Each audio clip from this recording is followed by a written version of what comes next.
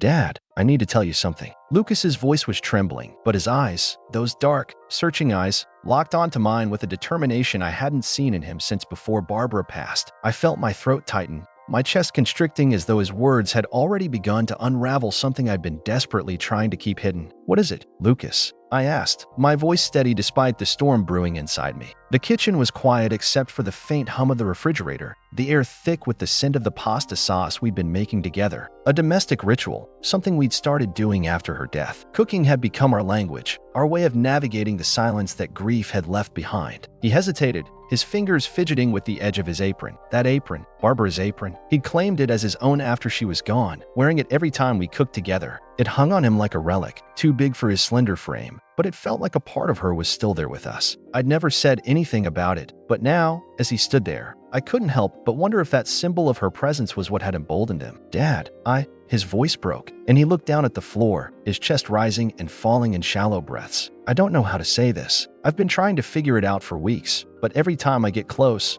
I chicken out. But I can't keep pretending it's not real. My heart was pounding now, a sickening mixture of dread and something else I couldn't name. I reached out instinctively, my hand brushing his shoulder. Whatever it is, you can tell me. We've been through so much together. You know that, right? He looked up at me then, his eyes glistening with unshed tears. That's the thing, Dad. It's because of everything we've been through. That's why I feel like I can't keep this to myself anymore. I felt a chill run down my spine, my hand falling away from his shoulder as though I'd been burned. What was he trying to say? My mind raced, grasping at possibilities, each one more unsettling than the last. He'd been distant lately, quiet in a way that made me uneasy, but I chalked it up to grief, to the fact that he was still just a kid trying to navigate a world that had been turned upside down. Lucas, you're scaring me, I admitted, my voice barely above a whisper. Just say it. Whatever it is, we'll figure it out together. He took a deep breath, his hands clenching into fists at his sides. Dad, I think I'm in love with you. The words hung in the air between us, heavy and suffocating. For a moment,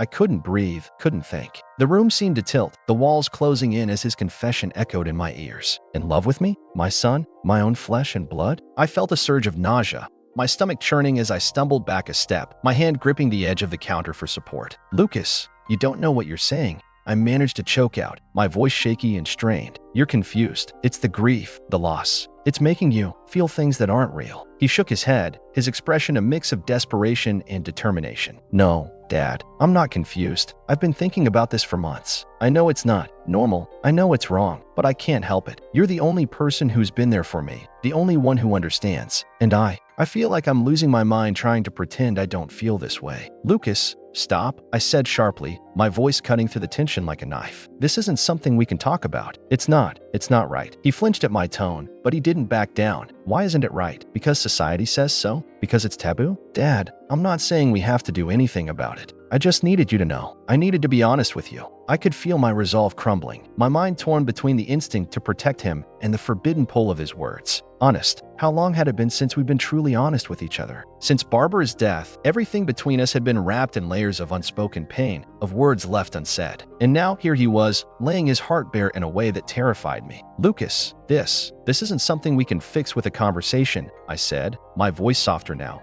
tinged with desperation. It's not something we can fix at all. He stepped closer, his eyes pleading. Dad, I'm not asking you to fix it. I'm just asking you to listen, to understand. Can you at least do that? I wanted to say no. I wanted to walk away, to pretend this conversation had never happened. But as I looked into his eyes, I saw the same vulnerability I'd seen in the days after Barbara's death, the same need for reassurance, for connection. And in that moment, I couldn't turn away. I'm listening, I whispered, the words feeling like a betrayal even as I spoke. He took another step closer, his body inches from mine. The air between us was electric, charged with something I couldn't name. I could feel the warmth of his breath on my skin, the tension in his body as he hesitated, unsure of what to do next. Dad, his voice was barely audible now, a fragile thread of sound. I need you to tell me if you feel it too. I froze, my heart hammering in my chest. Did I feel it too? The question echoed in my mind, tearing down walls I'd spent years building. And in that moment, I wasn't sure I knew the answer. I stood there, frozen, my heart pounding so loud I wondered if Lucas could hear it. His eyes were locked on mine, wide and searching, vulnerable in a way that made my chest ache. The air between us felt heavy,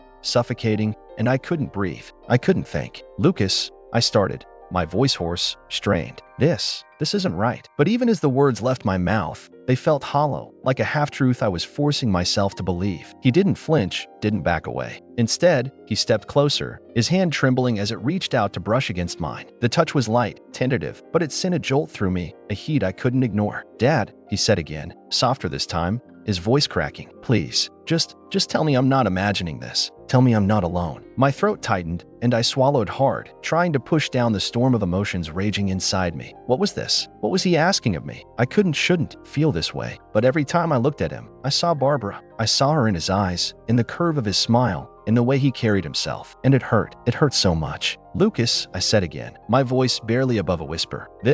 It's not, we can't." He didn't pull away. Instead, he moved closer, his body pressing against mine, and I felt my resolve crumbling. His hand found my wrist, his fingers curling around it, and I could feel the heat of his skin, the rapid pulse of his heartbeat. He was so close now, his breath warm against my neck, and I could smell the faint scent of his cologne, something dark and musky that made my head spin. "Why?" he asked, his voice trembling. "Why can't we? If it's right, if it's real, why does it have to be wrong?" I didn't have an answer. Or maybe I did, but I couldn't bring myself to say it, because deep down, in the darkest corners of my mind, I knew I felt it too. The pull, the ache, the way my body reacted to his presence. It was wrong. It was so wrong, but it was there, and I couldn't deny it. "Dad," he whispered again, his lips brushing against my ear. "Please." I closed my eyes, my chest tightening as I struggled to breathe. His hand slid up my arm, his touch so gentle it made me shiver, and I felt myself leaning into him. Our bodies pressed so close there was no space between us. His lips were against my neck now, soft and warm, and I could feel the heat of his breath on my skin. "Lucas," I breathed, my voice trembling. We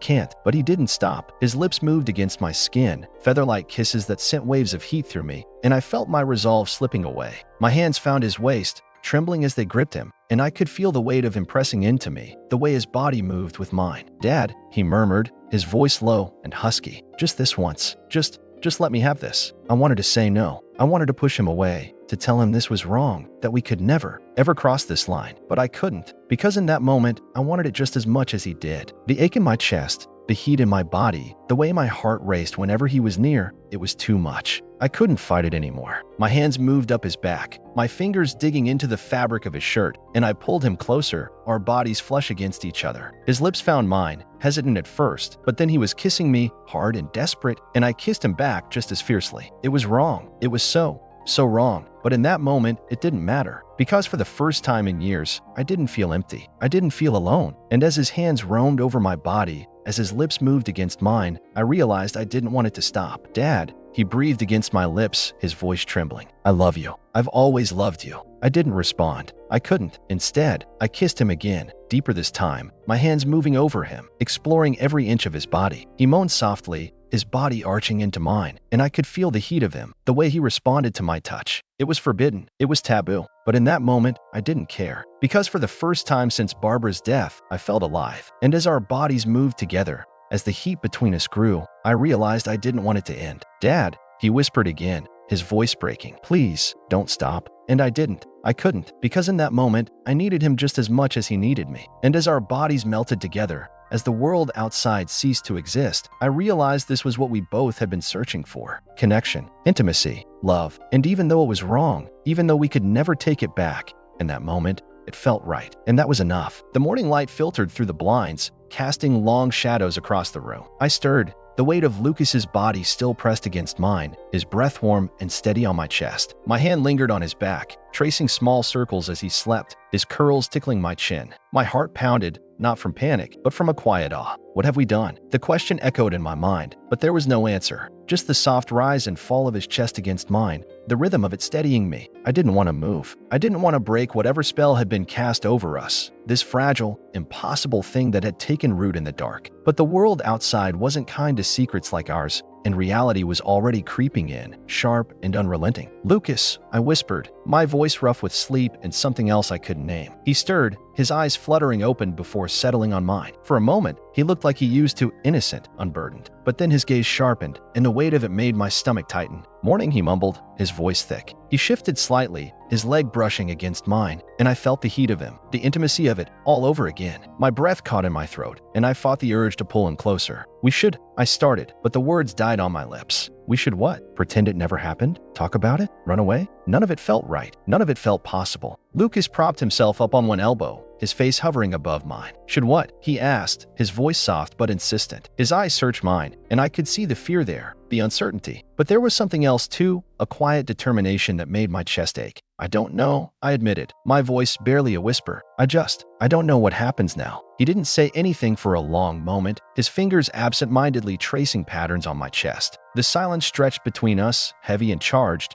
until finally, he spoke. "Do you regret it?" he asked, his voice trembling ever so slightly. His eyes bore into mine, and I could see the vulnerability there, the fear of my answer. "No," I said without hesitation, the words slipping out before I could stop it. "I don't regret it. I don't know how to do this, Lucas. I don't know how to be what you need. You're everything I need," he said, his voice fierce, his hand gripping mine. "You always have been." My heart clenched, and I reached up, brushing a curl away from his face. "It's not that simple," I said, my voice breaking. "You know it's not. Why does it have to be complicated?" he asked, his voice rising slightly. "Why can't it just be us? Why does the world have to get a say in what we feel?" I didn't have an answer for him. I didn't have an answer for myself. All I knew was that the world was cruel, and it would tear us apart if it could. But looking at him now, his eyes burning with a mix of desperation and defiance, I couldn't bring myself to care. "It doesn't have to be," I said finally, my voice firm. "Not right now. Not here." His breath hitched, and for a moment, he just stared at me, his eyes wide and searching. Then, slowly, he leaned in, his lips brushing against mine in a kiss that was tentative, questioning. My hand slid up to cup his cheek, pulling him closer, deepening the kiss until the world faded away again. When we finally broke apart, he rested his forehead against mine, his breath warm on my face. "I don't want to lose you," he whispered, his voice cracking. "I can't. You won't," I promised, my voice steady despite the storm raging inside me. "You'll never lose me, Lucas. Not now. Not ever." He nodded, his eyes closing as he exhaled shakily. I held him close, my hand running through his hair as I tried to calm the chaos in my mind. "What are we doing?" The question lingered, but there was no answer. Just the warmth of his body against mine, the unspoken promise between us that this was more than a mistake. This was something real, something irreversible. The sound of my phone buzzing on the nightstand pulled us both out of the moment. I reached for it reluctantly, my stomach dropping when I saw the caller ID. "Work," I sighed, silencing the call and setting the phone back down. "You have to go, don't you?" Lucas asked, his voice tinged with disappointment. "Yeah," I said reluctantly, sitting up and running a hand through my hair. "I can't just not show up." He nodded, sitting up beside me, his shoulders slumped. "I know, it's just, I don't want to be alone right now." My heart ached at the vulnerability in his voice, and I reached over, squeezing his hand. "You're not alone," I said firmly. "I'll be back as soon as I can. I promise." He nodded again, but he didn't look convinced. I leaned in, pressing a kiss to his forehead before getting out of bed and hastily throwing on some clothes. As I headed for the door, I glanced back at him, sitting there with the sheets pulled around his waist, his eyes following me with a mix of longing and fear. "Lucas," I said, my voice soft firm, "this isn't the end. This is just the beginning." "Okay." He nodded, a small, hesitant smile tugging at his lips. "Okay," he whispered. I gave him one last reassuring smile before slipping out the door, my heart pounding in my chest. The weight of what we'd done, what we'd admitted to each other, hung heavily over me as I made my way to the car. "This is just the beginning." The words echoed in my mind, and for the first time, I wasn't sure if that was a promise or a warning. The drive home was a blur. The hum of the engine, the rhythmic whoosh of the tires against the asphalt, it all felt distant, like I was watching myself from somewhere far away. My hands gripped the steering wheel, knuckles white, as if holding on tighter could somehow ground me. What the hell have I done? The question looped in my mind, unanswerable, the weight of it pressing down on my chest. When I pulled into the driveway, the house loomed before me, its windows dark. Lucas's car was still parked where I'd left it, a silent reminder that he was inside, waiting. I sat there for a moment, the engine idling, my breath fogging the windshield. "This is just the beginning," I told him. But what did that even mean? Where did we go from here? I killed the engine and stepped out, the cool night air biting at my skin. The house was quiet as I entered, the faint sound of the TV murmuring from the living room. Lucas was there, curled up on the couch, a blanket draped over his lap. He looked up as I walked in, his eyes wide, searching. "Hey," he said softly, his voice trembling slightly. "Hey," I replied, trying to sound calm, steady. "You're his father. Act like it." I dropped my keys on the counter and hesitated, my eyes scanning the room, avoiding his gaze. "How are you holding up?" He shrugged, pulling the blanket tighter around himself. "I don't know. I've just been thinking." I nodded, swallowing hard. Thinking. The word hung in the air between us, heavy with meaning. I wanted to ask him what he'd been thinking about, but I was afraid of the answer. Instead, I busied myself with taking off my jacket, hanging it on the back of a chair. "Want some tea?" I asked, my voice sounding unnaturally bright. "Sure," he said, his voice barely above a whisper. I moved to the kitchen, the familiar motions of filling the kettle and setting it on the stove giving me something to focus on. The silence between us was thick, oppressive. I could feel his eyes on me, feel the weight of his unspoken questions. What now? What does this mean for us? I didn't have the answers, and I wasn't sure I wanted them. When the tea was ready, I poured 2 cups and carried them back to the living room, handing one to Lucas. He took it with a small, grateful smile, his fingers brushing against mine. That simple touch sent a jolt through me, a reminder of what we'd done, of the line we'd crossed. I sat down in the armchair across from him, the distance between us feeling both too vast and too small. I took a sip of my tea, the warmth doing little to ease the tightness in my chest. Lucas stared into his cup, his hands trembling slightly. "Michael," he said after a long silence, his voice barely audible. "Yeah," I replied, my heart pounding. He looked up at me, his eyes filled with a mix of fear and determination. "I don't know what to do. I don't know how to feel about this." I set my cup down, leaning forward, my elbows resting on my knees. "Lucas, I don't know either. It's complicated. It's not something either of us planned." He nodded, his fingers tightening around the cup. "I know, but I can't just pretend it didn't happen. I can't just go back to the way things were. I don't expect you to," I said, my voice softer now. "But we need to figure this out. Together. We can't just leap into something without thinking it through." He looked down at his cup again, his cheeks flushing. "I know. It's just, I don't want to lose you. I don't want to mess this up." "You're not going to lose me," I said firmly, reaching out to place a hand on his knee. "No matter what happens, I'm still your father. I'll always be here for you." He looked up at me, his eyes wet with unshed tears. "But what if I want more than that?" The question hung in the air, heavy, unspoken. My heart raced, my mind swirling with conflicting emotions. "I want more than that too." The thought startled me, scared me, but it was there, undeniable. "Lucas," I said, my voice trembling, "we need to be careful. This isn't just about us. There are rules, expectations. People wouldn't understand." "I don't care what people think," he said fiercely, his voice rising. "I care about you, about us." His words hit me like a punch to the gut, knocking the breath out of me. "I care about you. About us." How could something so simple feel so complicated? I wanted to hold him, to tell him that I felt the same, but I couldn't. The fear of what it meant, of where it would lead, held me back. "Lucas," I said, my voice barely above a whisper. "You're my son. That's always going to come first. But this